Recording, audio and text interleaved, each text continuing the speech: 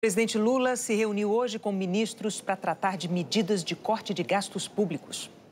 A viagem do ministro da Fazenda, Fernando Haddad, foi cancelada a pedido do presidente Lula. Haddad viajaria hoje para a Europa, onde teria reuniões com autoridades e investidores. Mas ficou em Brasília para discutir a agenda de corte de gastos. Diante da expectativa de anúncio por parte do governo e das eleições nos Estados Unidos, o dólar chegou a R$ 5,86 na sexta-feira. Hoje, fechou em queda, cotado a R$ 5,78. Lula discutiu as medidas com integrantes da equipe econômica no fim de semana e as reuniões seguiram hoje, incluindo os ministros da Educação, Saúde e Trabalho.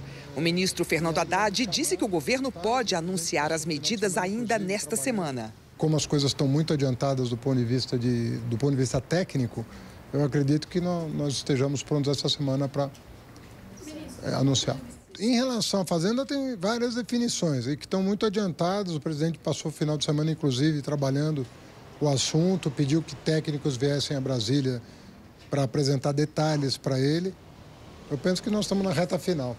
A nova regra de controle das contas públicas estabelece que os gastos não podem crescer mais de 70% da arrecadação e nem mais de 2,5% acima da inflação do ano anterior. A expectativa é que o governo anuncie medidas estruturais, ou seja, um freio para os gastos que consiga levar as contas para o equilíbrio por vários anos. Uma das propostas é aumentar o alcance da nova regra fiscal e limitar o aumento de despesas que crescem em ritmo superior a grande parte das despesas públicas, como as emendas parlamentares.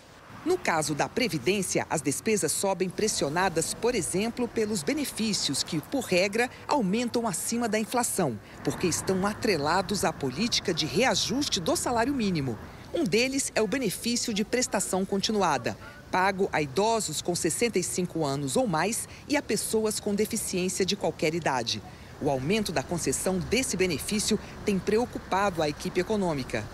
A dívida bruta do governo vem crescendo nos últimos anos. Em agosto, estava acima de 78% do PIB. O tamanho da dívida pública em comparação ao produto interno bruto é um indicador acompanhado por investidores para avaliar a saúde das contas públicas. A dívida pública, ela é um indicador de vulnerabilidade do país. Quando ela é alta e está crescendo de forma muito acelerada, ela indica que existe uma vulnerabilidade fiscal.